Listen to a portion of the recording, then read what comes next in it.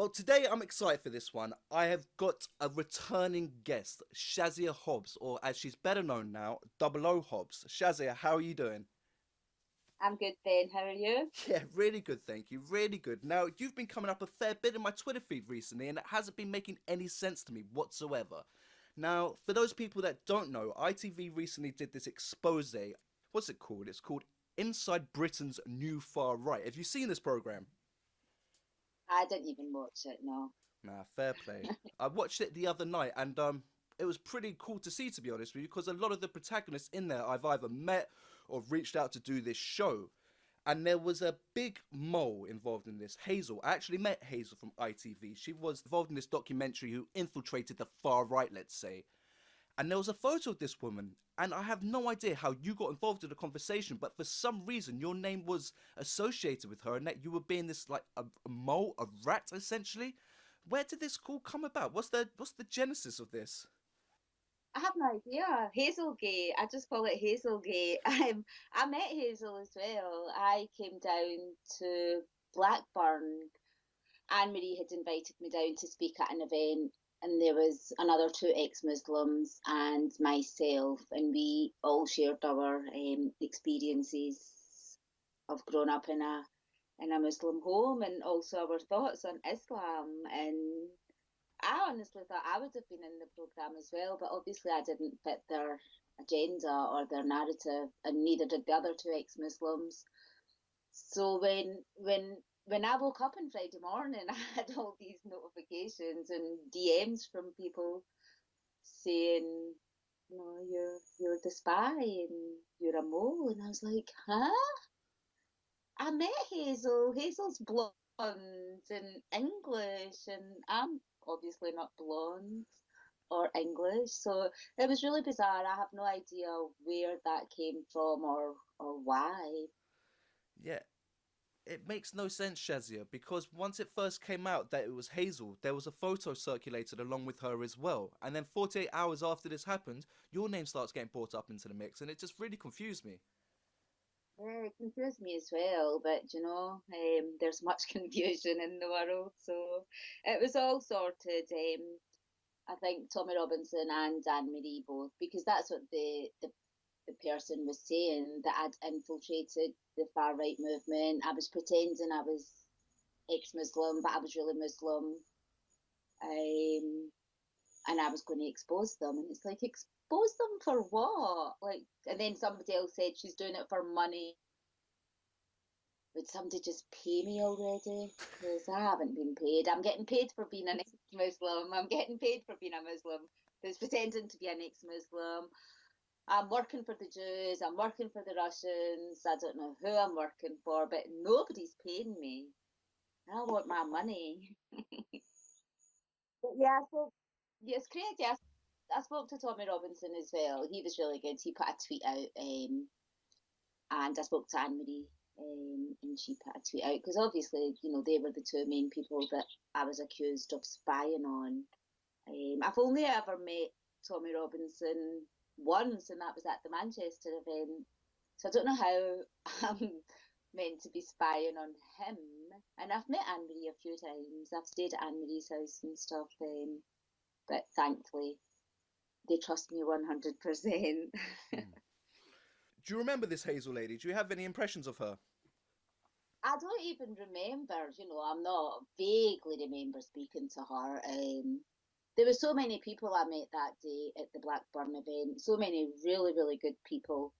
And I just remember, I think it was Jordan that introduced me to her. She wasn't at the event at the start. She came kind of like halfway through it, I think, and I think me and the other ex-Muslim woman spoke to her, but what I said to her, I have no idea. I probably, told her some truths about Islam and what it was like growing up as a Muslim in the UK. And obviously they didn't use any of our footage with her, which is quite telling. Yeah, indeed. What were you speaking about that day down in Blackburn? Well, it was almost like a question and answer session with Anne Marie. So we sat on like a makeshift stage, and Anne Marie asked questions about my upbringing, about my first marriage, and just that sort of thing, just a little question and answer session, and what I thought of Islam, I suppose, and what it's like being an ex-Muslim, and you know we have no protection in the UK, and I know we live in the UK, and the the laws that are in place in Muslim majority countries aren't here in the UK, but still, do you see any awareness campaigns for ex-Muslims? We hear about Islamophobia. There's Islamophobia Awareness Month. We don't even have an ex-Muslim awareness day. They have a whole bloody month of training in police forces, training, going into schools, training teachers. It's like, shut up. Like, seriously, shut up. Yeah. It's all, it's constant Islamophobia, Islamophobia, Islamophobia. No wonder we have a phobia against Islam. Makes total sense. Now, this is the thing. I was speaking to via DM yesterday about this, and I was talking about ex-Muslims, and I was speaking to my friend's uncle. Actually, he was like, "What are you up to?" And I brought up this podcast, and he straight away goes, "Oh, hold on, mate. I've got some Muslim friends. They're lovely people. It's new Islam. That's the issue." That's what he says to me. He goes, "It's new Islam. That's the problem." And I was like, and exactly, just pulling labels and terms out of thin air. It was crazy. But then I say to him, I was like, look, the best people to talk to about this are ex-Muslims, because they've been inside the belly of the beast, they've been oppressed by it, and they're happy to talk out freely and honestly about what they've experienced. And he turns around to me and goes, why would there be any ex-Muslims? And I just thought, okay, there's no point even engaging in this conversation and, trying to educate him, because his level of understanding is at, 2-3%. He just doesn't know. So why do you feel that ex-Muslims aren't given a greater platform to express their views? And also, Great Britain is brainwashed. They're brainwashed from the minute they go into school. So we have Islamophobia Awareness Month, where they're going to go and educate teachers, train teachers to then educate children. Already they're brainwashing them. My daughter came home. I spoke about this I did a podcast the other day with somebody, and I spoke about this. And she came home the other day, and their project is Ramadan. It's Christmas. Why is your project Ramadan? So anyway, her project is Ramadan. It's not even that, it's the majority of children at her school are Protestants. It's not a Muslim majority school. There's like a handful of Muslim kids. So her project is Ramadan, which is absolute bullshit. And she came home and she said to me, my teacher said to me that it is just, Islam's really peaceful, Mum, and it's just a few people that make it seem really bad. And I'm really fortunate that my daughter's really clued on, and she really wanted to say to the teacher, yeah, right. My mum's told me all about Islam. So you have, children being told that. So if I didn't have a Muslim background, and if I hadn't been brought up in the religion, and if I didn't know anything about it, and I didn't really engage with my child much, and so she would grow up, and then she'd go to uni where they're brainwashed even more about this kind of stuff. Obviously, she's going to become an adult, and somebody's going to say to her, in Islam, to leave is punishable by death, and she's going to say, no, it's really peaceful. It's just a few bad people.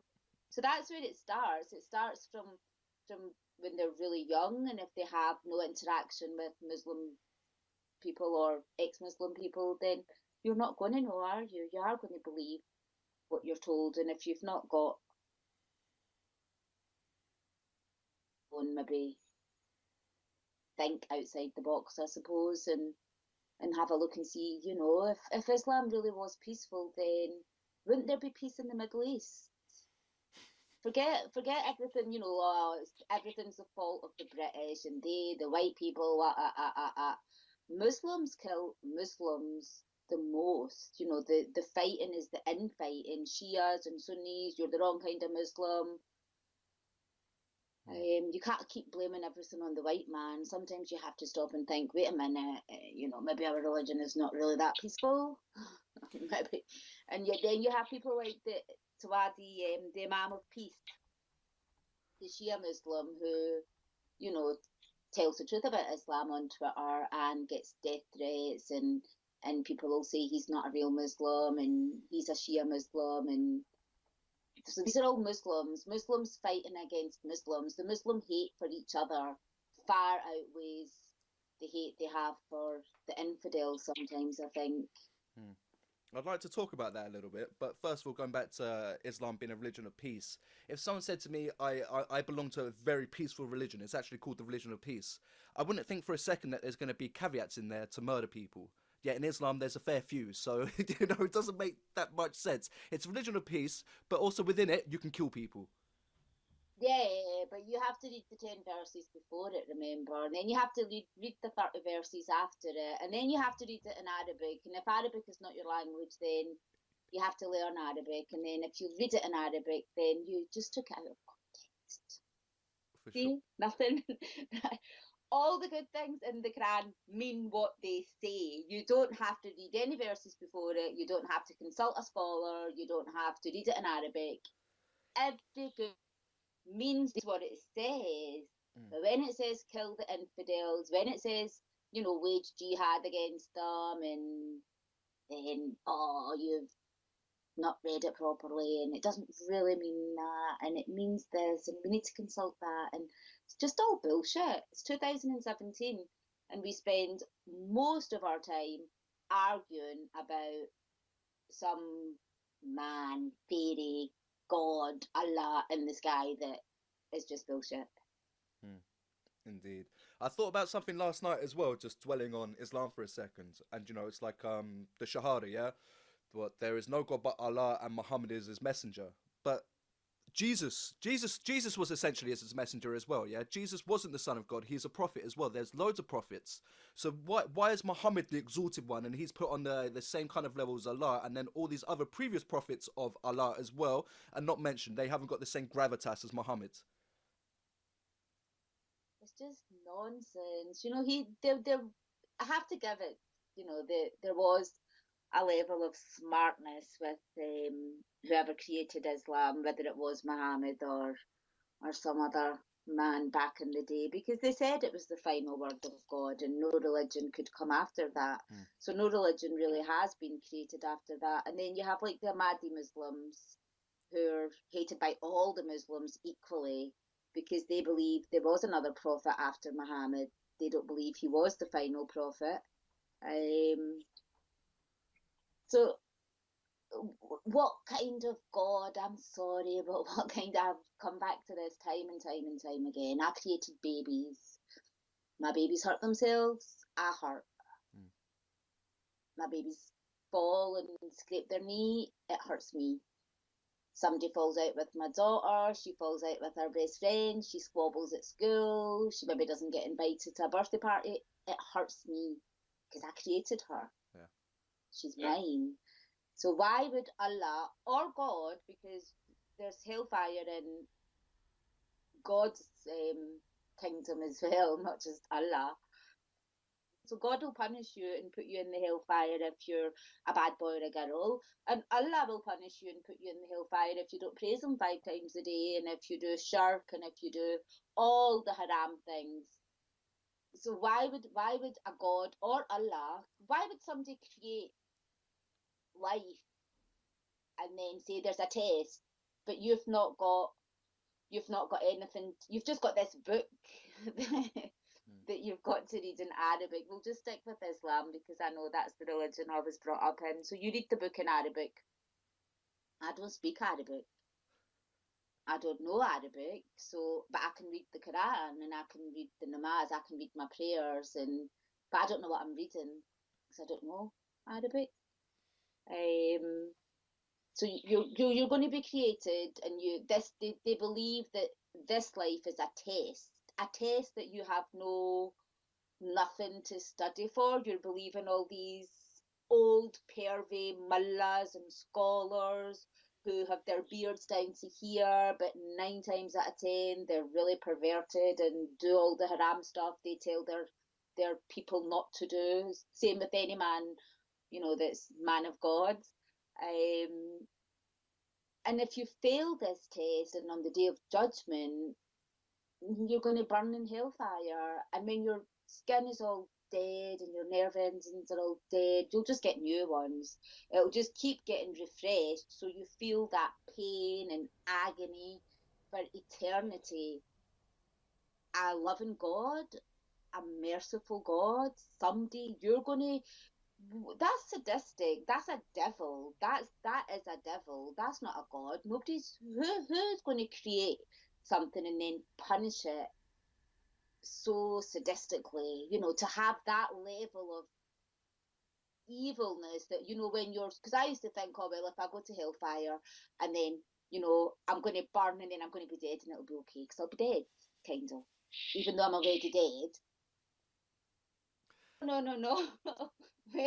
When your nerve endings and your skin's all frazzled, Allah will give you fresh ones. It's like, whoa. Yeah. And if you have sex before marriage, you'll know the people in hellfire who've had sex before marriage because their penis and their vaginas will be like cartoon proportions. They'll be like humongous, swollen to the size of a house. And that's how you'll know the people that had sex before marriage. Who creates life to punish it so cruelly? I just don't get it. There's very, very little for women in Islam. They say that Islam was the first religion to give women rights in the 7th century. They're still stuck in the 7th century, so they didn't move with the times with these rights for women.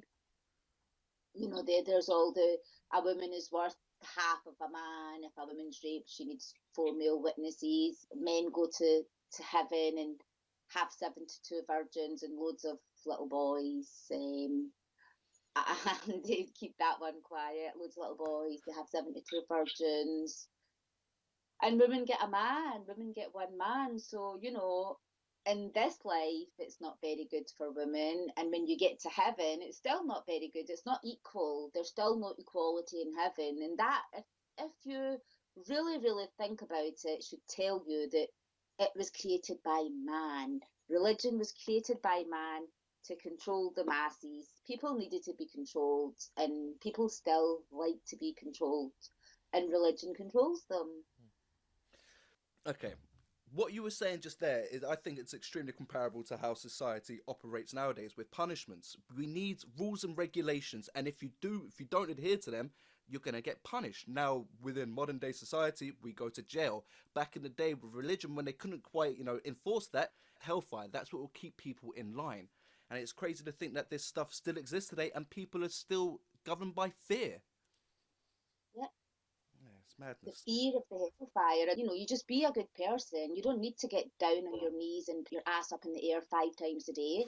You don't need to cross yourself and go and do whatever it is. I don't know how Catholics pray, but you don't need to pray in that way. I get people praying, it brings them peace, and that's fine. That's absolutely fine, but I don't know. I created children. I don't want my children to praise me 5 times a day. I'd like to praise them to praise me 25 times a day. I'm only kidding. But you know what I'm saying? No, definitely so. Definitely so. And another thing which is crazy as well, if Allah knows everything, because, am I correct in this? For a Muslim, everything's predetermined, yeah? You have no kind of say in your life. Everything's all kind of laid out for you by destiny and Allah, yeah? Oh, yeah. Okay. So what's the point? Precisely that, huh? What is the point? It's just mad.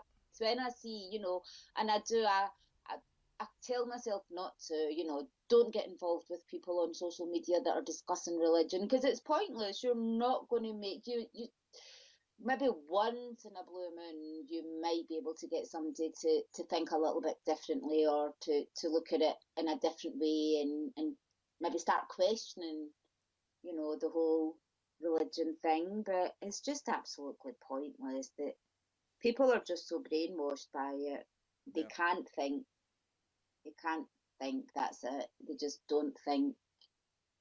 Now, this argument about women having rights in Islam, do you want to burst it? I know you talked about it a little bit before, but let's say you're a Muslim woman and you're putting forward the argument and you're for it. What is the argument they put forward? What argument do they put forward for Islam? For women rights, for the women rights in Islam. Okay. That women education, there's always this one where, you know, the first university or something, I don't even know. The thing Islam gives women is shame. That's the biggest present Islam gives women. Shame. That's it. And then, you know, I'll get loads of women, loads of Muslim men will say, oh, I know really strong Muslim women. That there aren't any strong Muslim women. I'm not saying that there aren't any really kind, caring, loving Muslim women. It always just comes back to that as well, doesn't it? That when you're criticising Islam or making fun of it or doing all the things we can do with Christianity, when I mock Christianity, does that mean all Christians are evil? No. When I mock Christianity, do any Christians want to send me death threats? No. But when it comes to Islam, you know, you'll get Muslim men saying, oh, I know loads of Muslim women that are really strong. And you think, that's brilliant, you know, and I know loads of Muslim women that were allowed to have an education and can go out and coach and drive. You think that's wonderful. But look at all the women that don't have that right. There are more Muslim women around the world that don't have the right. We live in the West. We live in the UK. A lot of these women live in America, and, you know, the whole thing about the hijab is my choice. That's great. But in loads of countries, they don't have a choice. They have to wear it. And a lot of the families in the UK, it's not a choice either. When you put your child in a hijab when she's 3 years old, 4 years old, it's not a choice. Certainly not. Do you ever get Muslim women reaching out to you for advice? Yeah, sometimes I've got mostly ex-Muslim women, not so much Muslim women. I've got a few ex-Muslim women. They must be recently ex, though. They've just kind of like left the faith and looking for guidance, I take it? Looking for guidance. I've got a woman just now who has left Islam and is too scared to go back to Pakistan, so she's going to be seeking asylum. So I'm giving her some help and guidance and speaking to her immigration lawyers for her. What's the best thing about that? Because actually the second person I spoke to on this podcast is a girl called Zoya Nadim. I actually reached out to her a few days ago to see how she's doing. And she's having issues with immigration as well and going to get deported. And she's concerned about going back to Pakistan. Now, what's the best options for someone in her situation to take? Yeah, probably put them in touch with immigration lawyers and help them make a case, I suppose, and, you know, show them the proof and the evidence of what happens. For example, in Pakistan, we see what happens to Christians in Pakistan. We see what happens to people that leave Islam. You know, they don't even have to have left Islam. All you need is a rumour. All you really need is a rumour. So you're my neighbour in Pakistan, and I don't like the way you looked at my husband, so I'm going to go down to the shops and say, you know, he or she said something really bad about Muhammad. And that's it. That's all you need. A rumour is all you need, and then the mob mentality kicks in, and they become like savages. And there's plenty of evidence on the internet of how they can do and what they do. It's just horrific. We're talking about back in Pakistan, yeah? So it'll be family members who are happy to carry out these attacks. So it's not going to be distant, you know, friends or anything along those lines. It's going to be people you know, people who probably care for you and love you. They'll be happy to kill you over this. Because they love Muhammad more than they love their own flesh and blood. Yeah. For some twisted, you know, Christians love Jesus, of course they do, but not more than their children. I don't know any Christian people that love Jesus more than they do their children, and it seems like a lot of Muslim families do. The love and the admiration they have for Momo far outweighs the love and bloods, which is bizarre. I've spoken to quite a lot of young. There's loads of young, which is really, really good, and it makes me really happy. Really young people that are leaving Islam, like 19, 20, 21, and it's really heartbreaking as well because they have no contact left with. They have no contact with their family. Their family have disowned them for leaving Islam. Yeah, indeed. Why do you think there is a growing trend of the youth leaving Islam? Because we have social media, we have the internet. If that had been around when I was, late teens, early 20s, then I wouldn't have had to live with that whole guilt and fear of the hellfire for all those years.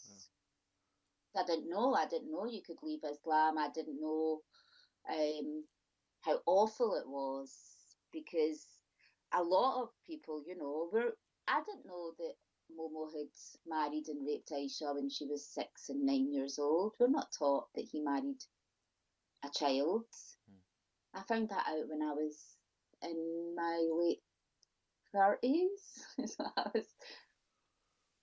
Wow. That's when you left. That's when you left Islam, yeah, in your late 30s? Yeah, late 30s, early 40s, yeah. Okay. That's when I realised I could leave Islam. I didn't even know that there was a possibility that you could. I used to always say I was Muslim, just not a very good one. Yeah. Or I was a Muslim and just not practicing because I didn't pray and because I drank alcohol and because I dated and, all the haram things I really like doing. Mm-hmm. Same as loads of Muslims do. There's loads of Muslims that do what their religion tells them that they can't do. Did you ever adhere to Islam? Did you ever cover yourself, wear a headscarf, anything along those lines? We were quite fortunate. We didn't have to wear a hijab or anything, so I just wore the scarf just around my neck. And when I was growing up, if there was any males that came to visit, then you put the headscarf on your head as a sign of respect. But you didn't have to cover all your hair because the men weren't going to be walking about with erections. That covering of the hair thing just really baffles me. Like, how many men get erections when they see a woman's poker straight hair or her curly hair or her... I don't get it. I don't get where the attraction is in the hair. But anyway, I don't get a lot of things about the religion. Now look, I just want to focus on you when you were a Muslim as well, and the experience you had growing up, should I say throughout your life. How often did you hear the kuffar spoken about? When I was growing up, hardly ever. Yeah, okay, we didn't use the kuffar. We didn't use the word kuffar growing up, and I didn't even hear the word infidel growing up, I don't think. I was told, I wasn't allowed to make friends with white girls and white people weren't good, and I wasn't raised to hate the Jews either, for which I'm really grateful for, because I have a really beautiful Jewish man in my family, so that would have been a bit difficult if we'd been raised to hate Jews. We weren't raised to hate Jews.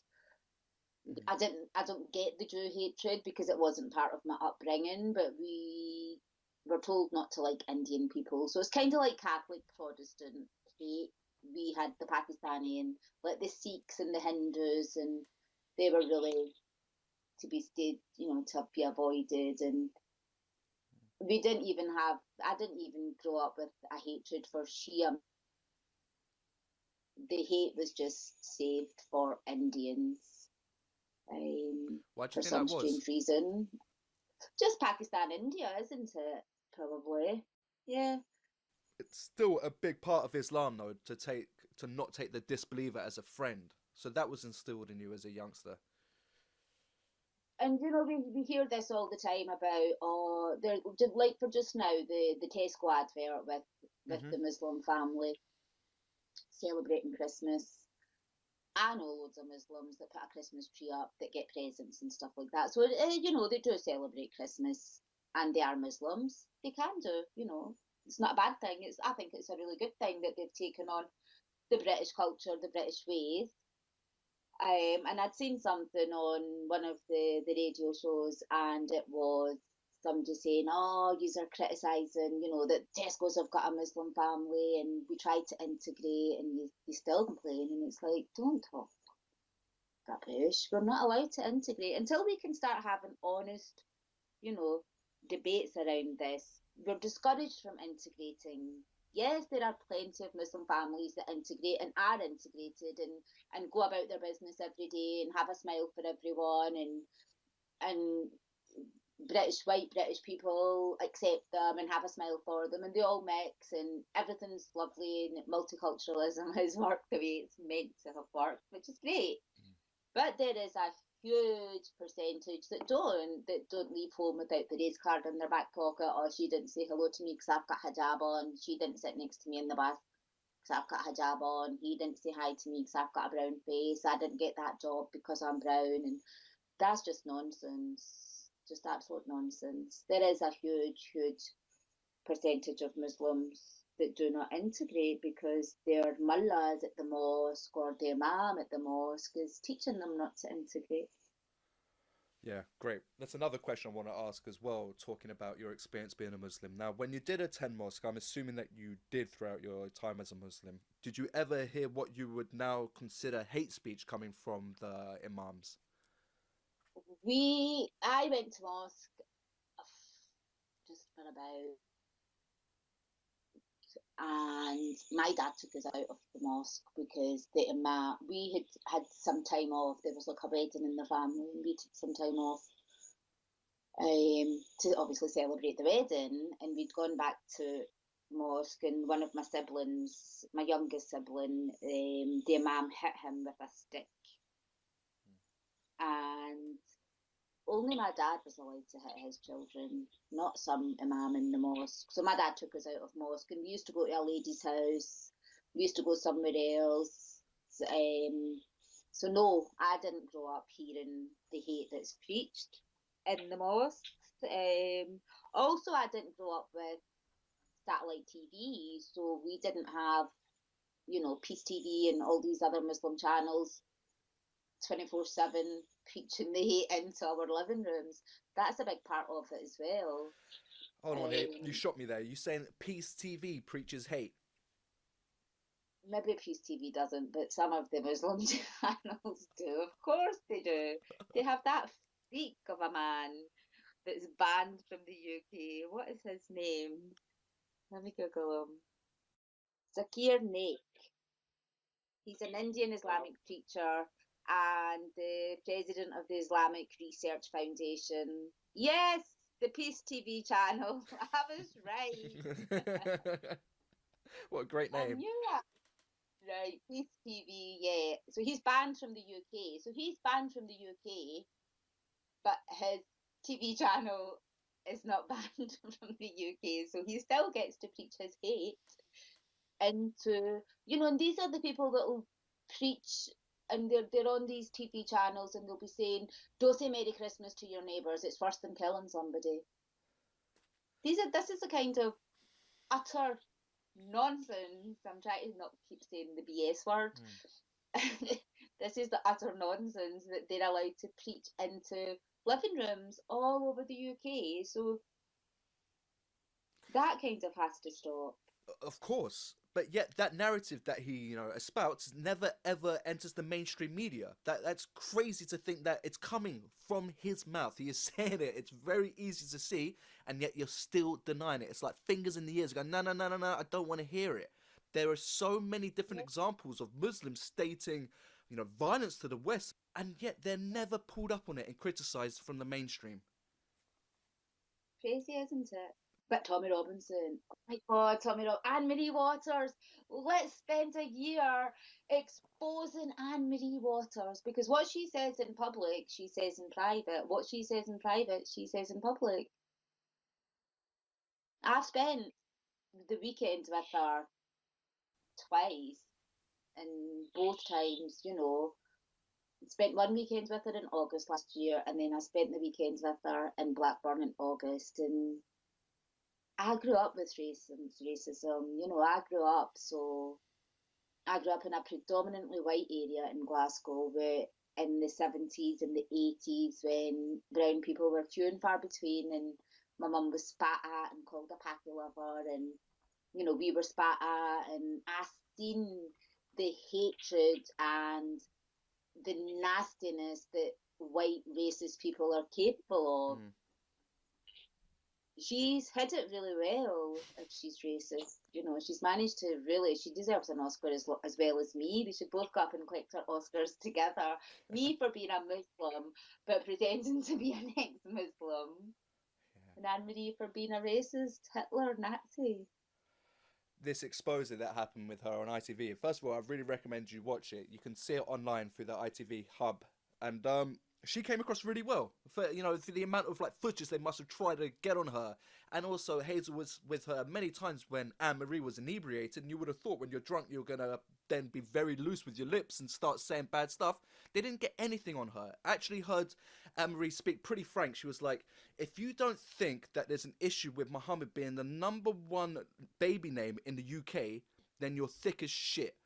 And I think she's, she said that pretty bluntly, and I just kind of gave her a quiet round of applause, saying, "Yeah, damn right, damn right." I just really appreciated the frank nature of that statement. Yeah, I seen somebody tweeted about that the other day. One of the UKIP people saying that she's got a mouth on her like a sewer or something, and it's like she only said shit for fuck's sake. But you just ignore all the issues she's talking about and focus on the fact that she swore. And it's the exact same with Tommy Robinson. We ignore all the things that he's discussing. So the rape gangs, the radicalization in prisons, the whole Islam. We've got 23,000 plus jihadis roaming about in the UK, but Tommy Robinson is the one that needs to go to jail. But we're going to just let these jihadis roam about, and we're going to arrest Tommy Robinson. That's what people are saying, that he's a hate preacher, he's this, he's that, and it's like, it's the truth. Yeah. It's so true. It's the And truth. Tommy's done so much public speaking for so long now. There should be so much material to throw this man under the bus. But something you referenced before, which baffles me as well, is anti-Semitism. I don't get it. I can see, the genesis for a lot of other discriminations, but for the anti-Semitism, I just think it's totally, totally irrational. Tommy's separated himself from all these guys, all racists. He's just got one bugbear, which is the same as mine: Islam. And I think if he should have outed himself by now if he was a dodgy person. But if anything, with every day that passes, he garners more support from the public. So Tommy's great, and I champion him, but he also champions you as well. He refers to you as one of the bravest women he knows in the movement. Now, Shazia, I know you as being super cool, but super brave. That's one thing that I couldn't attribute to you, so I'm not too sure. Do you know why Tommy says that about yourself, or is it the fact that you're an ex-Muslim speaking out? That in itself is an act of bravery. I'm ex-Muslim and I don't hide my face. I think that's probably one of the things. And I don't hide my face. I'm ex-Muslim and I don't hide my face. I just think if I hide my face, then I could be anybody. I've been told as well, because of my Twitter account that was suspended again, was Mm. anonymous, and it was like, oh, it's a white bloke. For goodness sakes. So I'm really out. I'm really open, because I just think if it gives hope and strength to other Muslims that are thinking of leaving Islam, then that's why I do it.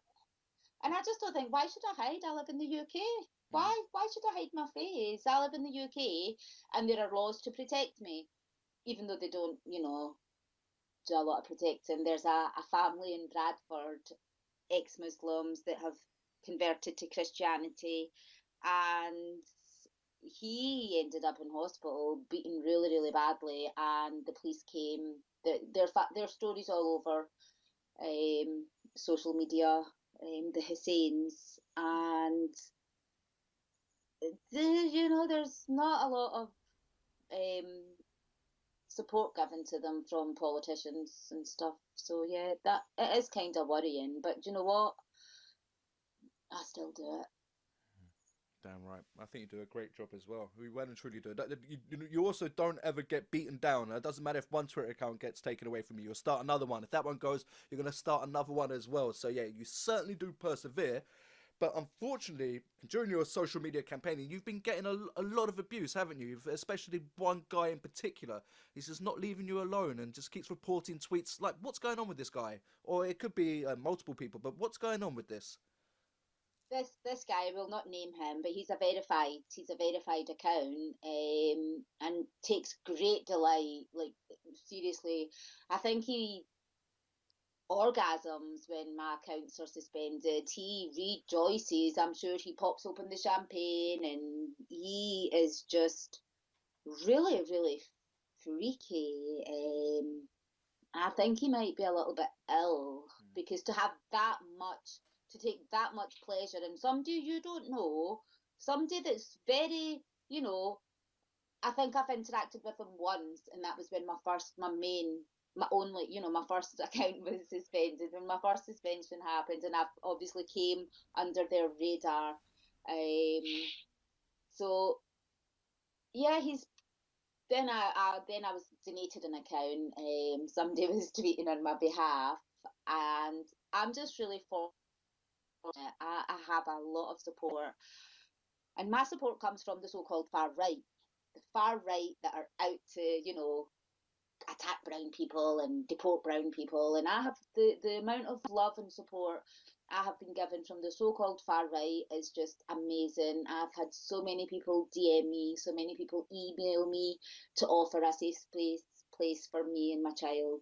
If things get really scary and stuff like that. This is the far right, the so-called racist Nazi Hitler people who don't even see my skin color. They do not see. So that's been one of the really, really good things that have came out of this online harassment. He's harassing me. I don't care what he says. I don't care what he does.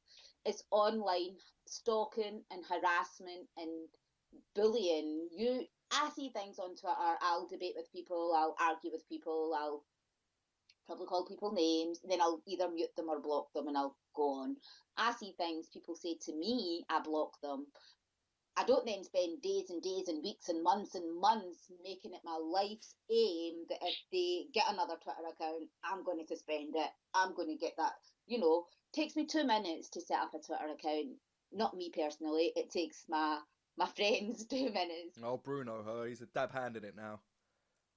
Bruno was fired. Bruno, Oh, the no black way. Muslim, fired. Yeah, he got fired. So I've got loads of people. Loads of people just give me their Twitter accounts and everything. Stuff happens. So I've got Shia apostate Shariah King, who is the brother of Shariah Queen, tweeting for her just now. And yeah, so there's Shia apostate Shariah King. Maybe the Shariah King gave it away. The next thing, this verified account is back on this account, telling people she's a racist. She gets suspended. Multiple accounts have been suspended because of hate speech, and he's blocked, and he has me blocked. Yet he can still come and find me, and I'm really fortunate that I have a lot of people that will send me screenshots of things. So it's in the hands of the police. I decided, you know what, enough's enough. I don't run to the police for mean tweets. I really don't see the point. I'm a grown woman. I hit the mute button or I hit the block button. But then there comes a point when it doesn't, it kind of feels like it's overstepped a mark, and it becomes quite frightening, if I can use that word, without giving him a really good feeling, Yeah. because no doubt he'll be listening to this as well, because he is an online stalker and he'll be looking at everything. And he tweeted out like links to articles I had been interviewed for and stuff like that. And some of his followers are they're all on my block list, and it's just frightening. It really is frightening that somebody devotes that much time and energy to caring about what I do. You're a white man. I'll not say who he is or what his occupation or anything is, but he's a white man with a verified blue tick and has not got a clue about what it's like to be a female growing up in a Muslim home, being forced into a marriage, being disowned, has not got a clue, but he can go on Twitter and tell people she's a racist, she's full of hate speech, get her shut down, you. Okay, I'm glad you stated that as well. So I wanted to ask, like, what's the racial profile of this guy? Is he a Muslim that's really upset with what you're doing? But you're saying no, he's got no religious affiliation. He just hates so-called racists, and he's got to be in his bonnet about yourself. Yes. So I called the police, and I can't fault Police Scotland. I know that the police get a lot of stick for wearing high heels and nail polish and mean tweets and chasing this and chasing that. Personally, my experience with Police Scotland has been amazing. I cannot fault them. I I live with police protection. I've had death threats. And he doesn't. I don't even know if he understands, and I don't even think he gives a damn that I'm a single mum with a young daughter, and he's putting all this stuff out in social media about me. Because I talk about Muslim rape gangs, these idiots then come and say to me, "You're saying all Muslim men rape." No, I don't. It would be ridiculous to say all Muslim men rape, same as it would be ridiculous to say all Catholic priests rape, all politicians rape, all of Hollywood rapes. That kind of is looking like it might be the case. Yeah. But do you know what I mean? I I talk about Pakistani Muslim men raping Pakistani Muslim children, and I'm a racist. If I was racist, I would just sit back quietly and say, "Carry on raping. I don't give a damn because I'm a racist." So these are the things that I'm really vocal about. FGM, I believe parents should be jailed for FGM. I'm a racist for that, and I'm full of hate speech. And you're going to send all these people to mass report me, targeted harassment, to shut my account down every time I do it. To want to protect children from being raped, to want to protect children from having FGM done to them, regardless of children that are being raped by white men, Pakistani men, if I choose to focus on Pakistani rape gangs, that doesn't make me a racist. That doesn't mean white men don't rape. That's what I choose to focus on. That's my background. My background is being brought up in a Pakistani Muslim home. I choose to focus on Pakistani Muslim rapists. I actually don't give a damn that I don't talk about. I had a debate with some plonker that I've just ended up blocking as well, because to talk about Pakistani Muslim rape gangs, I don't know what world they live in, that if I choose to spend all day, every day on my Twitter accounts talking about Pakistani Muslim rape gangs, does that mean white men are angels? Does that mean white men are perfect and white men don't rape and white men are not paedophiles? Of course it doesn't. It just means I choose to focus on that. I don't understand what the big hoo-ha is with them, because I choose just to focus on, they can then spend their days and nights and spend their life tweeting about white paedophiles. There's plenty of them. I'm sure they'd be able to tweet something every day about them. I just chose to focus on Pakistans. And every time they shut a Twitter account down, I was actually going to just go away from Twitter, but it really annoys them. So I'll just keep coming back. Somebody, somebody always offers to set up an out, because my IPS address is blocked, and I use so I can't if I do try and set up a Twitter account, is automatically suspended. You need a VPN is what you need, Shazia. What bounces it all around? They don't know what your IP address is, so that's easily installed. I do have a VPN. I have a There you VPN. go. But I have really, like I said, I have, such a good support around me in real life that offer to, just, have you been suspended again? Yeah, right, pop round for a wee cup of coffee and just use my computer, set up another Nice one. account. Nice one. Now, look, talking about support, I just want to dwell on the police support for yourself. Now, you were saying that you're under police, surveillance, something on those lines. What was the right term? Are they looking after you on a daily basis, regularly? What's going on there? They take care of me. They're really good. So basically, I have a personal alarm. I also have a panic button at home. I don't really like sharing this, but maybe the verified twat needs to be made aware of this as well. Yeah. So I have a panic button at home, and I also have CCTV. Because unfortunately, what this verified twat doesn't realise is they don't just stroll up to your door and, one or two people and say, hey, we don't really like what you're saying. They come with the whole fucking village. And I'm a single parent with a young child living on my own. So to have a village of Pakistani men, we see what they're capable of in Pakistan. We see what they're capable of here on the streets of the UK. And he thinks it's really funny to put my information all out there and, to accuse me of being a racist, to accuse me of being full of hate speech. And apparently somebody had sent a DM to me as well, where I think somebody had said they were going to rape me, and he laughed. Rape funny as well, so he's one sick individual. So raping females is fine, but for you to be critical of little Pakistani girls getting raped, that's absolutely abhorrent. That's racist. Yeah, it's full racist. of hate speech. But rape's okay. As long as you're raping a racist person, that's cool. Yep, rape a racist single, rape a racist brown woman, that's cool. But I have no idea. These lovies, these lunatic lefties. Seriously, there's just a sickness in them. Mm-hmm. There is an absolute sickness in them. I have not had,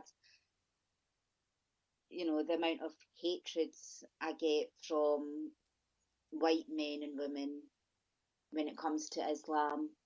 They aren't even converts. They're just white men and women.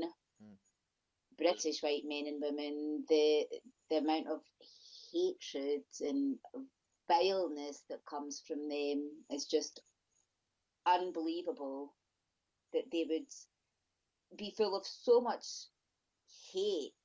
Like I said earlier, they have no idea what it's like to grow up as a Muslim female in a Muslim home, and yet they'll tell you, the font of all knowledge on Islam seems to be white lefty lunatics.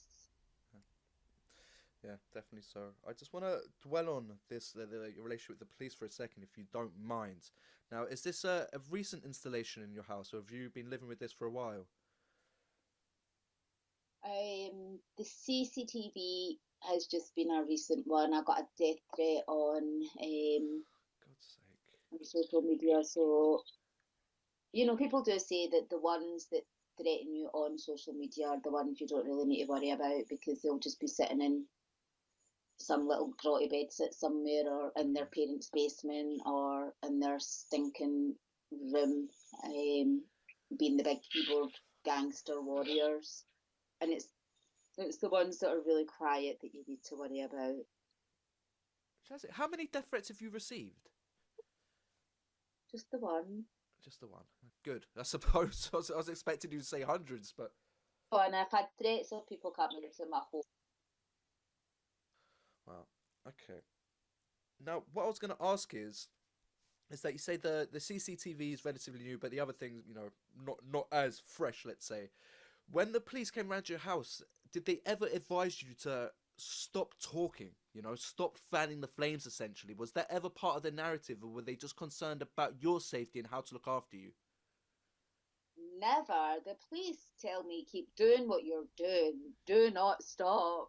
That's This is brilliant. why I can't fault them, So they come round and they maybe sit for half an hour, 40 minutes, and I'll explain to them. They now know me, obviously. Uh-huh. And it's usually the same comes round, because then I'm not having to explain it all the time. And he's just amazing. He's like my hero. He just, the first time they had came round, and after the death threat, and I was like, I write about Islam, and I'm really vocal about being an ex-Muslim, and I do this and I do that, and I had said to them, I'm not going to stop. And the policeman was like that to me, don't you dare stop. You just keep doing what you're doing. And even when the police came round yesterday, they said as well, carry on doing what you're doing. So one of them is ex-army, and I'm speaking at an event at the end of the month, and he was ex-army. So I'm speaking at the Veterans Against Terrorism. Where is that? It's in Edinburgh, yeah, it's in Edinburgh. So, and it's like people know what's going on, and people see what's going on, and we just need to keep talking up and talking out, and not let them silence us. They can't silence us all. The smears don't work anymore. I know I'm not racist. Brown people can be racist, but I know I'm not racist. To criticise Islam is not to be racist. To hate Islam is not to be racist. To say Islam is evil is not being racist. To say all Muslim people are sick paedophiles is racist. It's wrong. I never ever say that. I say Islam is sick and evil, and there are many, many Muslims who are also sick and evil, same as there's many, many white people and Christians. Definitely so. I'm really happy to hear the support you're getting from the police. It actually brought a smile to my face that they're encouraging you to keep going, because, hand on heart, I would have thought they would have said the absolute opposite, and if anything, maybe talking down to you and encourage you to stop. But that's really good to hear. A question I wanted to ask you is what the activism is like up in Scotland, because down in England we've got a fair few marches going on. The Football Lads Alliance was huge. You've got English Defence League and yada yada yada. What's it like north of the border? What's it like up in Scotland? I'm not really too sure of what it's like up here. I think this Veterans Against Terrorism is probably one of our biggest ones we're going to be doing. I know there's a Scottish Defence League, but I don't have anything to do with them. But the Veterans Against Terrorism, I am really looking forward to. I really believe in that one. And it's really good it's in Scotland, because, travelling down to London, I get asked to do loads of different events, but the whole travelling all the time and trying to find childcare can just be a bit of a nightmare. For sure. So it's good to have something close to home. Let's say you do get invited down to London to do a talk. What's the deal? Do you get financially compensated for something like that, or is it all out of your own pocket? It's all out of my own pocket. Yeah, so there you go. It makes no sense, really, does it then? When the Edinburgh one is easy enough for me to get to from Glasgow, so I don't mind doing that one. Yeah, I was very impressed with the Veterans Against Extremism, because they tag teamed up with the Football Lads Alliance, and the guys who were speaking there. It was great to hear. You've got an ex-army guy who then served in the police force, who is now retired, and he's just telling you what you feel about Islam. There's a lot of synergy there, and it's really nice to hear from someone of such authority, and also, you can respect it. It's also integrity, I believe, is the great word as well. And once you've got similar views to him, it just makes you feel a little bit like, okay, we're onto a winner here. Yep, yep. So I've done my speech. I'm so vain. my outfit was like, oh, what am I going to wear? I always think, what am I going to wear? and I've done my speech. My speech is really short and simple for it, and it's just focusing on the terrorism rather than going into like FGM and rape gangs and all of this. It's, terrorism is a huge worry in the UK, and they can then just, but far right extremism is a huge problem. If we're talking about terrorism, we need to talk about far right extremism, and it's like, oh, be quiet. Indeed. Oh, there is no real far right threat in the UK. Every time there's a terror attack, who is it? Yeah. The peaceful one. It's always the peaceful ones. Every single time in the UK there's a terror attack, it's always the peaceful ones. We don't see, far right white extremists blowing up concerts and taken to the streets with machetes and. But, yeah.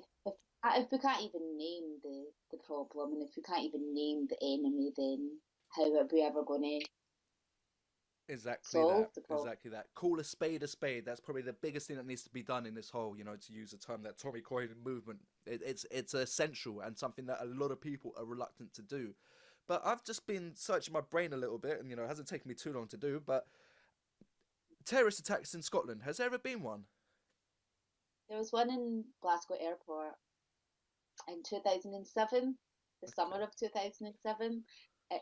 In Glasgow Airport, they rammed their cars or their jeeps, whatever, into the doors. But we're as tough as nails up here, and what was it he said? He booted him. He was on fire. It was just really funny. It's not funny, obviously. Terrorism is not funny, but Scottish men's reaction to it was hilarious. We don't mess about up here. Do you think that's gonna help suppress any Islamic terrorism going on in Scotland? Because the frequency of attacks, or it's nowhere near comparable to what it is down south. So why do you think that is? Probably, I have no idea. Maybe the attack in 2007 scared them. I don't know. I have no idea why. What about Islamic communities up in Scotland? Are they quite prevalent, or is there not too many of them? I think there's obviously way more down in England. It is a lot bigger. And up here in Scotland, there's not as many. Like, obviously down in England, you've got like Birmingham, Luton. To be honest, London. You've got Huddersfield, so you've got all of these places. Whereas in Scotland, you've probably got Glasgow, which is the biggest concentration, and then you'll have like places like Aberdeen and Dundee, but nowhere near the amount that you would have in Glasgow, and just little pockets of them. Whereas in England, you've got Birmingham and Bradford are like little Pakistan. For sure. These places are so common. It's pretty crazy to see. But I was doing some research on Islam in Scotland, as I knew I was going to talk to you. And I think one of the articles I saw that they expect it to double in size over the next 10 years. So maybe it's not as prevalent now, but, Islam, one thing's for sure, it's certainly growing and spreading. So I think it might be a little bit more common as time passes. Yeah, I'm hopefully not going to be here in 10 years, so okay. I'm looking to move to maybe Poland or Hungary. Yeah, you got it, Eastern Europe, are you? Yeah, I'm kind of liking Poland. Hungary as well.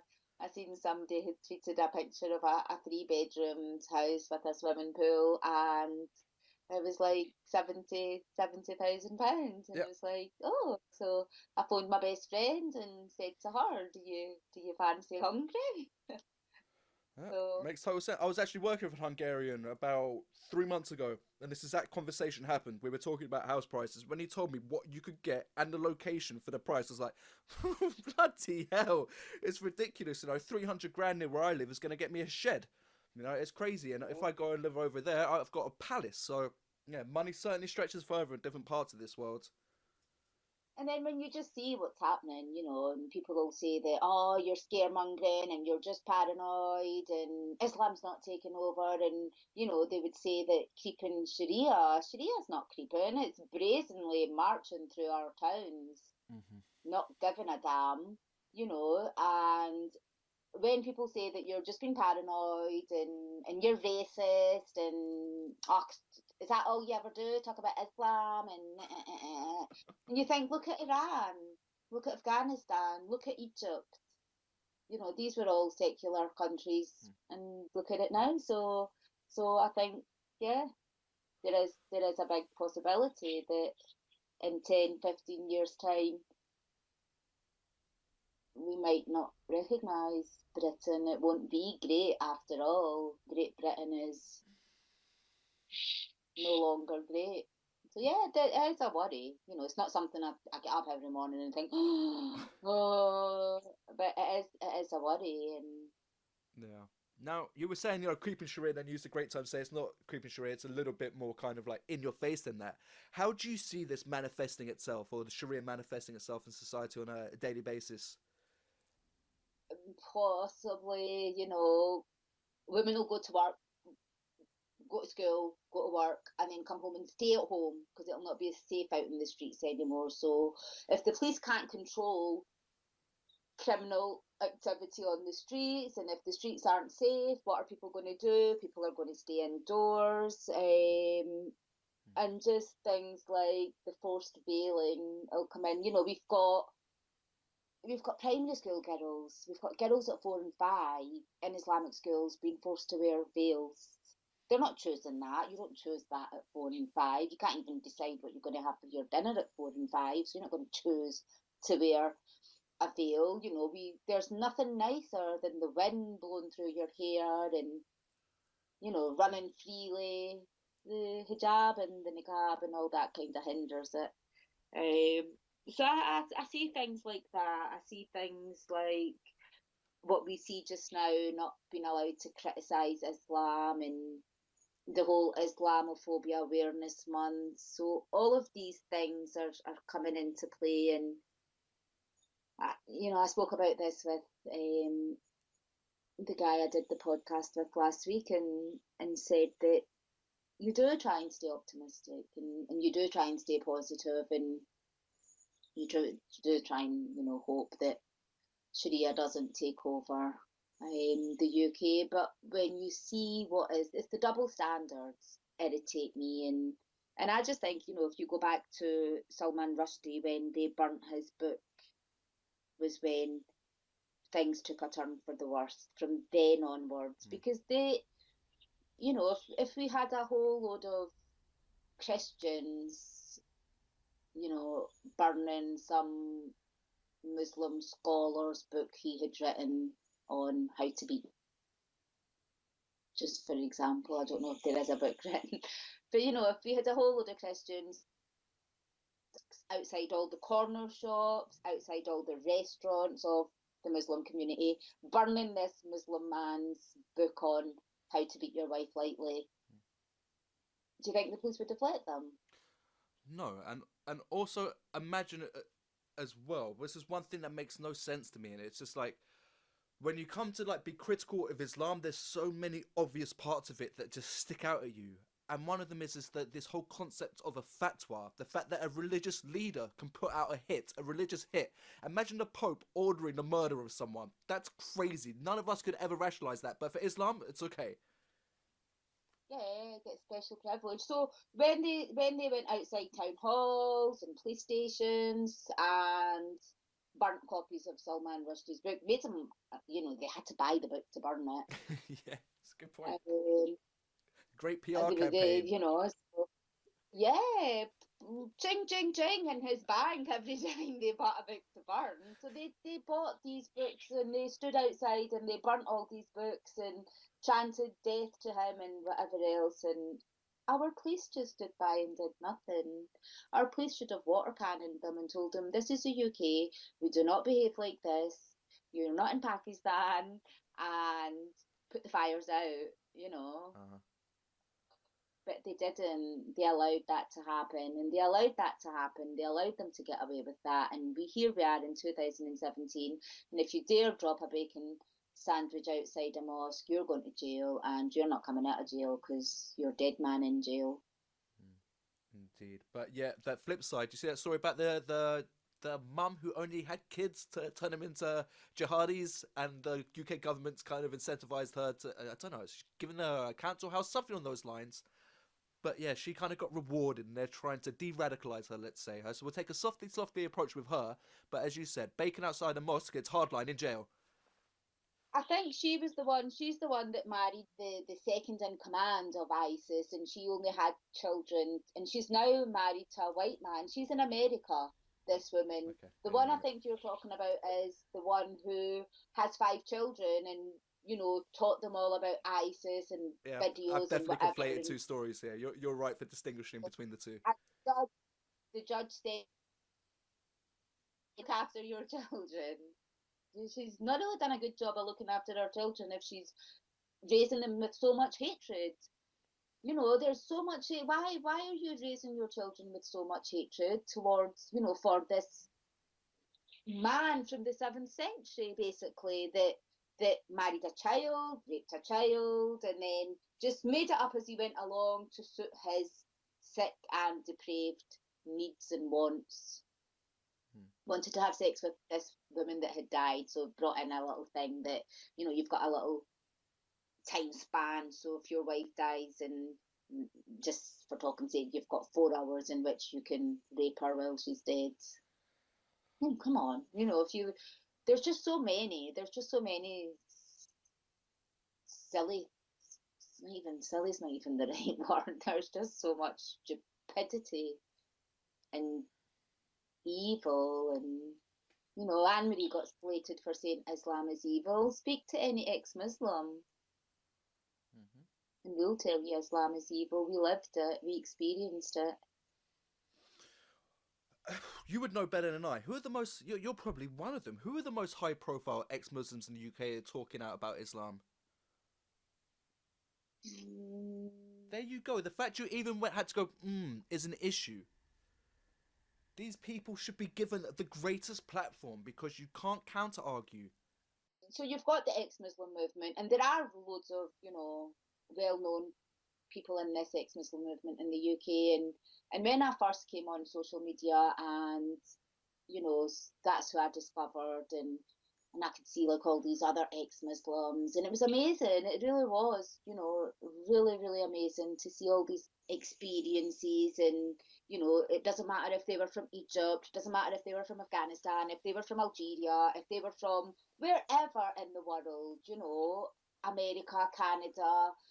The one thing we all had in common was being brought up as Muslims, and we had so many similarities, even though we were from opposite ends of the world.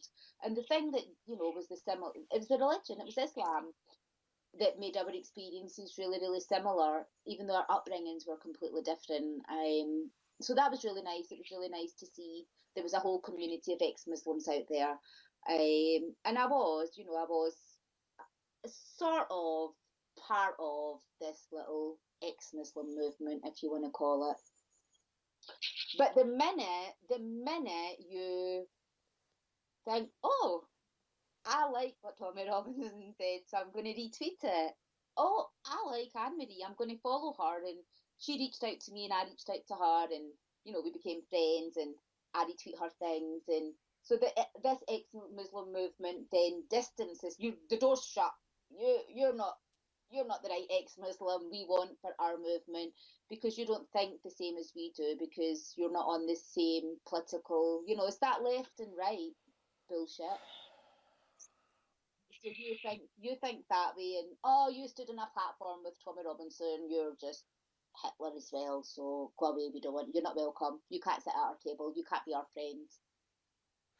And it's that nonsense, so there are ex-Muslims that are speaking out, and there are ex-Muslims that speak out and don't want mass Muslim immigration. We don't, why? And there are ex-Muslims that speak out and do want that. So you've got that divide then. So there are ex-Muslim voices in the UK. Yeah. Just quickly, what do ex-Muslims find offensive about Tommy Robinson? You know, because surely there's some kind of like comparability between why they're an ex-Muslim and what Tommy Robinson's speaking about. Surely they can find some kind of semblance in that where they can relate. But is it just because of his, media profile and just straight away all the stigma attached to him that they just reject him without even taking in any of his work?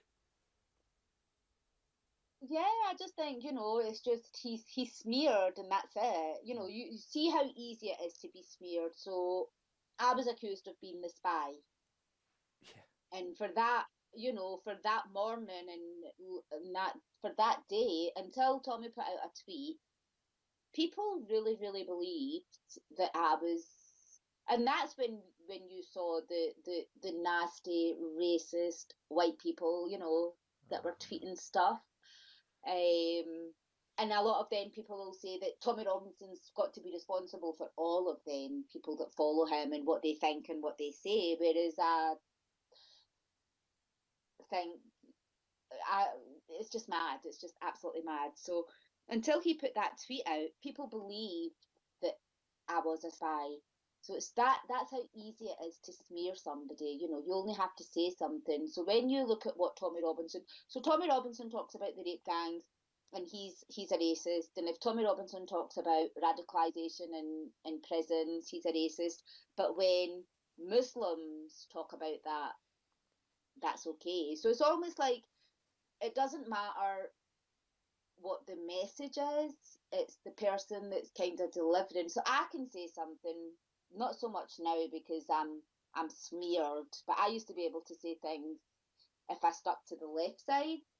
I could say things and it would be accepted. But the minute I now have moved over to the right, and I'm really proud to be on the right side is the right side. It doesn't matter what I say because I'm just a racist and I'm full of hate speech. But if I say those things and I align myself with the left, that's okay. It's just nonsense. It doesn't make any sense to me. We all say the same thing, but if you're white, working class, you're a racist. But if you're brown and you wear a nice suit and you've got a posh voice, then that's okay. Everybody will listen to you and be like, "Oh my God, he's amazing! He's having debates nobody else is," and you think actually Tommy Robinson was talking about that maybe 10 years ago. Mm-hmm. So there's that whole, working class versus middle class, and yeah. Did I just go off on a completely different tangent? One that I really appreciate though, and one makes total sense, especially the last bit of the working class and middle class, all that kind of stuff. Yeah, it's just crazy. You can say something and you'll be a racist, and yeah, if all our voices were put in a vacuum, yeah, and all our kind of personal baggage and stigmas are all kind of left to one side, and it's just literally words. Let's even say like with a universal voice, really. There would be a lot of these ex-Muslims who would agree with what Tommy says, but then you put in all these other characteristics involved, you put his face, his stigma, all these other, his previous involved as well, straight away, what the validity of his statement is gone. So, yeah, it's a bit nuts. it's just mad. And there's that whole, screeching where people will say, "You stay in your own lane," and it's like, stay in my own lane? What? Where's my lane? I didn't realise I had to stay in my own lane, and I think a lot of the things is that I do think for myself. I say what I believe to be the truth. So, and I don't align myself with them, and this, and I don't give myself any labels. I know I've said that I'm on the right side and it's the right side, but I'd rather be there than on the left, where they're supposed to be the kinder, gentler side. And I have never received so much hate and vile as I do from that side. For sure, and they also distort reality as well. That's my main issue with the left. They don't say it as it is, and it's just I can't join in with their narrative at all. It's just like no, no, and no. Stop skating around the issues. As I said to you before, call a spade, and these are just things they are so reluctant to do.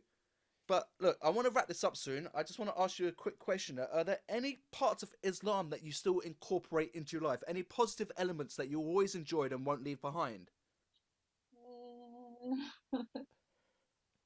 Trying to have a little think. Do you know, I don't even know because Islam and culture is, and so intertwined that you kind of, there are good things. Of course, there are good things. It's silly to say that there's nothing. What do I like? I like the way family. It's really, really family orientated.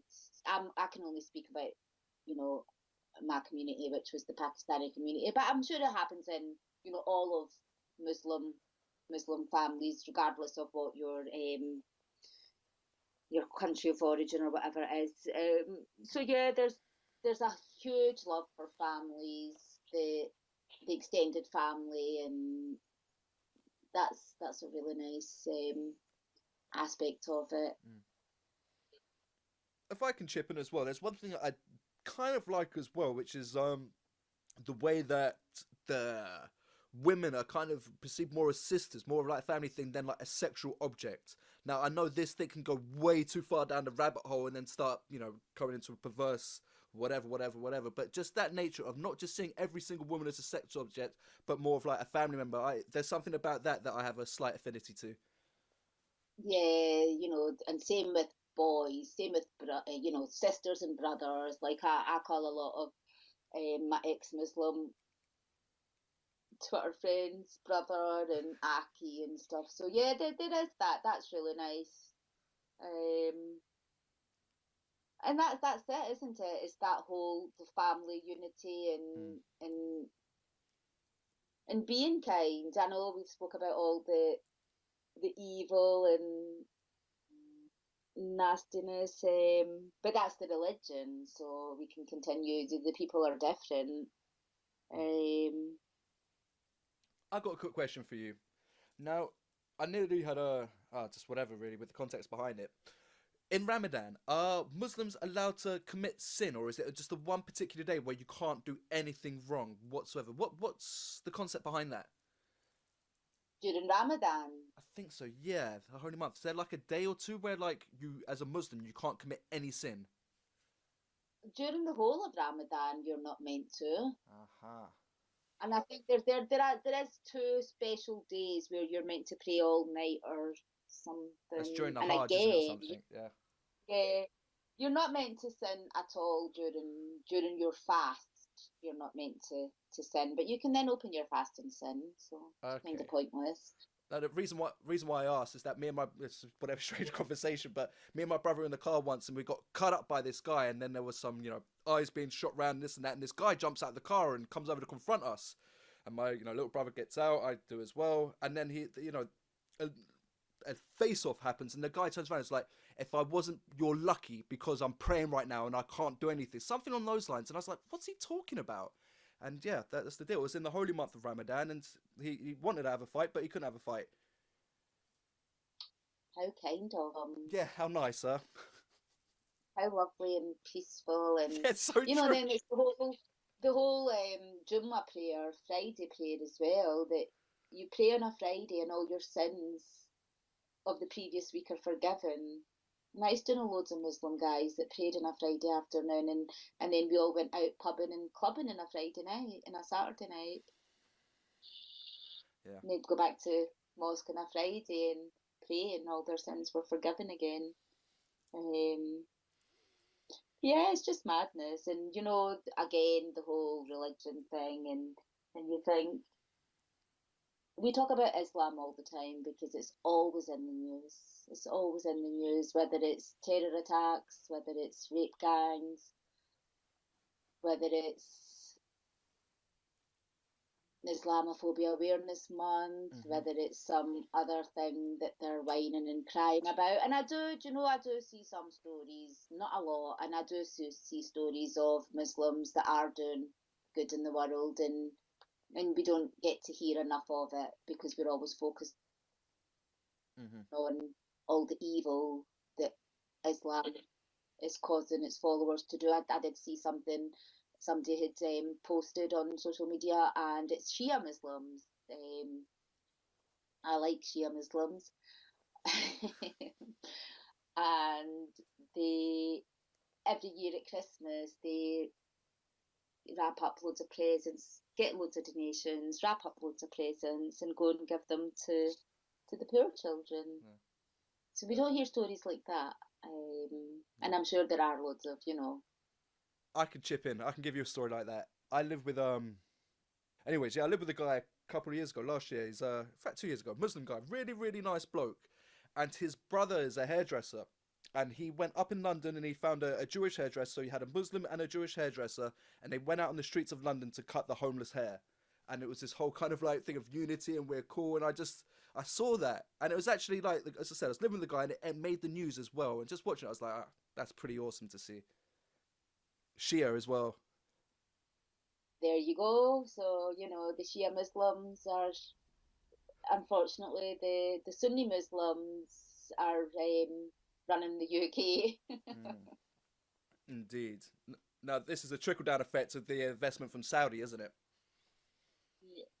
Yeah. It's not just, the Wahhabi Islam we need to worry about. The majority of it is Deobandi, which is just like another whole topic for another Yeah. podcast. But the Wahhabi, I had read an article, because we all think, oh, it's Saudi and it's the Wahhabis, and I read an article some women had written, and it's the majority of mosques in the UK is Deobandi Islam, and that's Pakistan. That's Sunni Muslims. So the don't know what we need to do. Maybe we need to start listening to more feel good stories about. Maybe we need to spend, I don't know, a week gathering all the really feel good stories about Islam. And There needs to be balance, but you don't want that to come, to murky the waters. I think maybe a lot of, I know charity is a big part of Islam as well, but I think a lot of the evil acts from Islam are generated from the text, and maybe a lot of the positive acts, when a lot of my friends, they say to me, I know a lot of good Muslims, I say to them, I was like, can you judge Christianity on knowing me? No, then you can't judge Islam on knowing a Muslim. There might be other, factors that have led to them being this nice person, But unfortunately, when you've got terrorist acts and all that kind of stuff, it is all generated through text. So it's really, what is the motivation for actions, really? Is it society, or is it your textbook on how to be a human?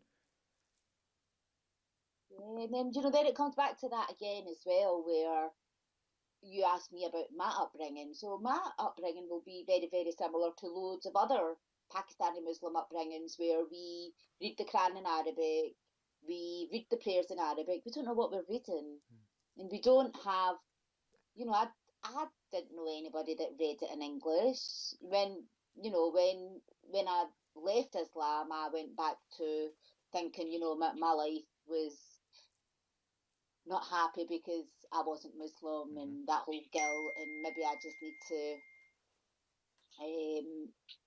embrace Islam, and my whole being will be at peace and everything will be wonderful in my life. So I got the Quran and started reading it in English. Like, I'd spend an hour or so every day, and I don't even think I managed a week, and was like, oh, for goodness sake, this, please, So I didn't get very far with it in English either, because it was all just verily this and verily that, and none of it made sense. Even in English, none of it makes sense, because it's just gobbledygook, really. So a lot of them, like the whole rape gang thing, a lot of people will say that they're raping girls because it tells them in the Quran they can, and it's like, no, they're just raping them because they're raping. They're not reading their Quran and going, oh, I can go out and rape white women and white girls. That is nonsense. I wholeheartedly believe that is nonsense. They're not raping girls because their Quran tells them to. They've been raping girls since they came here in the 60s. You get that argument from people that tell you that they're not Muslims. Real Muslims wouldn't rape, and you think, they're still Muslims. Yeah. They still go to pray on a Friday. They still do whatever things that makes them, they believe they're Muslim. So, a man with blue lipstick wearing a dress tells you he's a woman, and you say, "Yep, hello, how are you doing, miss?" But this man tells you he's a Muslim, but because he's raped a child, he's not Muslim. So you know the craziness of it. So yeah, I don't know, the upbringing for very, very, very, for a lot of Muslims is just they're dragged up in the religion, and they're dragged up with cultures and traditions, with a mixture of religion and makes total sense. That I like that a lot, because you know the culture that they brought up within has been influenced by their religion too. So you know it's hard to really maybe distinguish between the two, but I'm sure both have you know pretty prevalent or pretty prominent parts to play, let's say. But Shazia, say I'm going to wrap this up now. But it wasn't too long since I spoke to you last, and I'm not too sure if there's been any movements on this. But book 2, have you got any closer to finalising that? starting it. I haven't finalised. I've given myself a deadline for it. So I try and spend a few hours every day writing. So yeah, I've started it, which is Okay, so you've got the premise together. You know where it wants to go. Do you know how the story's going to end? I've kind of got an idea. Awesome. Yeah, it started. I've got my character. So this is obviously totally fiction, and it's the main character. There's 3 main characters, and it's the Pakistani grandma, the Pakistani mother, and the Pakistani daughter. So there's three Pakistani females. So yeah, I don't really want to see No, no, totally not. anything. Certainly not. When can we read it? When do you hope to have it finished by? The summer, I've given myself a deadline of the summer. So I obviously have a publisher already, so I don't need to worry about going to find a publisher or going to find an editor. Yeah. And my publishers will be delighted. What's that turnaround like when you feel that when you've done it and you don't need to revise it anymore? It's the finished work. How long between that date and then when it's on the shelves or released on a an ebook? How long does that process take? With my first one, it was ready in the February of the year that it came out, Uh huh. and it came out in the May. Oh, so quick. But that was but that was because they had other books that were being released before mine. So it depends on what they have, and so yeah, I'm hoping to have it ready by the summer, and then hopefully go to the bookshops by Christmas Awesome. of next year, obviously. Yeah. Great, great. Well, I'll be asking Saint Nick then. I'll be putting that on my list. Have a nice little read over Christmas. Awesome, Shazia. Well, yeah. Before I go, same question as before. Is there anything you want to get off your chest? Last things to say, or forever hold your peace? No, just, we can talk about things, and it doesn't mean all is the most important thing. I think, when I talk about things, it doesn't mean all of these people are bad, or Uh huh. all of these people are racist, or all of these people are rapists, or and just, yeah, thanks a lot for inviting me back on, Ben. Don't be silly. It's been a pleasure to talk to you. Pleasure to talk to you. And as I say, I see my little analytics and stuff like that. You're a very popular person. I always get positive responses from yourself as well. So, people loved it before, and I'm sure they'll do so again. So, thank you so much for your time today. Thank you, Ben. Awesome, Shazzy. Take care. And you. Cheers. Bye. Whoa. Right, not to be a little bit graphic here, Shazia, but I had a cup of tea and a coffee before talking to you, and for the last 15 minutes, I've been like a little schoolboy, crossing my legs and And my friends has just arrived, so it's been perfect timing. So go yeah, relieve let me myself. Yeah, thank you. I'm impressed know. myself for surviving. But once again, thanks for your time. All the best, and I'm probably actually for the first time in my life.